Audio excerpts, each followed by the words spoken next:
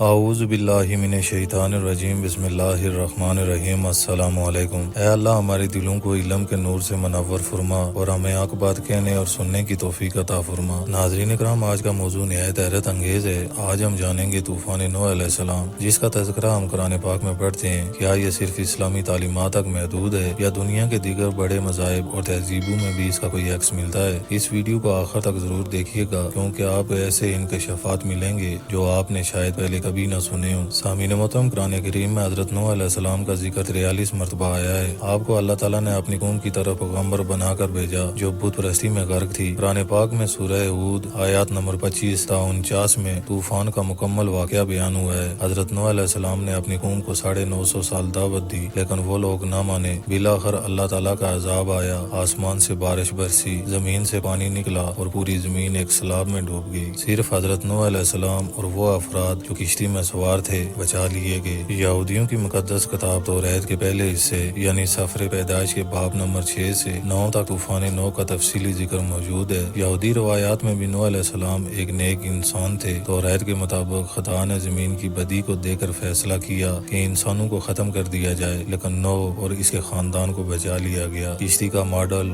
جانوروں کا جوڑوں میں سوار ہونا، 40 دن اور 40 راتوں کی بارش، یہ سب توریت میں بیان شدہ ہے۔ سامعین محترم، عیسائیت جو بنیادی طور پر عہد نامہ قدیم پر ایمان رکھتی ہے، اسی توریت سے واقع نوح کو تسلیم کرتی ہے، مگر انجیل میں نوح کا ذکر نئے انداز میں آتا ہے۔ حضرت عیسیٰ علیہ السلام نے نوح علیہ السلام کے طوفان کو قیامت کے دن کی مثال قرار دیا ہے۔ جیسے نوح علیہ السلام کے دنوں میں ہوا، ویسا ہی ابن آدم کے آنے کے وقت ہوگا۔ عیسائیت میں نوح علیہ السلام کی کشتی کو نجات کی علامت سمجھا جاتا ہے، جیسا کہ چرچ ہو۔ سامعین محترم، یہ بات سن کر آپ بھی حیران ہوں گے کہ ہندو مت میں بھی ایک طوفانی داستان موجود ہے جسے منو کا طوفان کہا جاتا ہے۔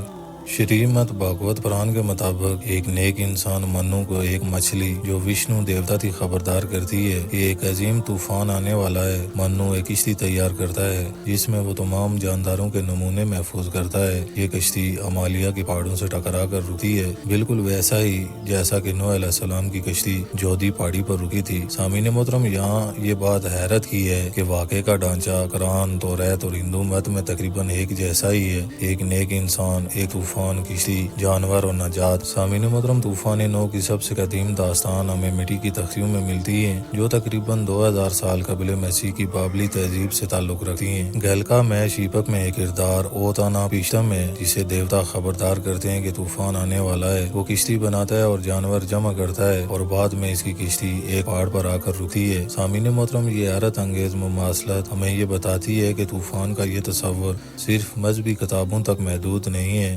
بلکہ انسانی تاریخ کا مشترکہ ورثہ ہے۔ چین کے کچھ قدیم قصے بھی ایک طوفان اور بچ جانے والے خاندان کا ذکر کرتے ہیں۔ سامعین محترم، آسٹریلیا کے ایبو ریجنز اور امریکہ کے ریڈ انڈیز میں بھی ایسے قصے موجود ہیں جہاں زمین کو پانی نے لپیٹ لیا اور صرف ایک مخصوص خاندان یا قبیلہ بچ پایا۔ یہ تمام قصے جغرافیائی فیصلوں کے باوجود ایک جیسے ہیں، جو اس بات کا ثبوت ہو سکتے ہیں کہ یا تو یہ ایک ہی واقعے کے بکھرے ہوئے اثرات ہیں یا پھر انسانی لاشعور میں محفوظ ایک عظیم حادثہ۔ سامعین محترم، کچھ ماہرین ارضیات اور آثار قدیمہ کے محققین کا کہنا ہے کہ دنیا کے کئی خطوں میں بڑے پیمانے پر پانی کے اثرات اور پرانے ڈوبے ہوئے شہر اور سمندر کی تہہ میں موجود انسانی تہذیبوں کے آثار ملے ہیں۔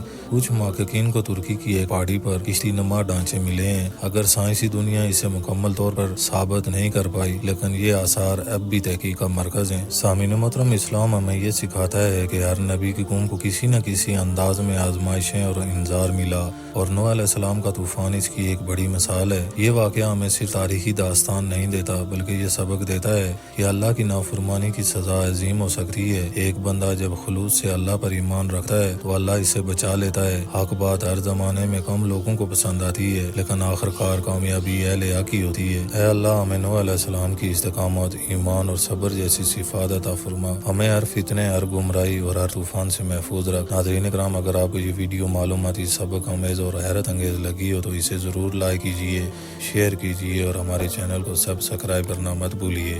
ملتے ہیں کسی نئی ویڈیو میں، تب تک کے لیے السلام علیکم ورحمۃ اللہ وبرکاتہ۔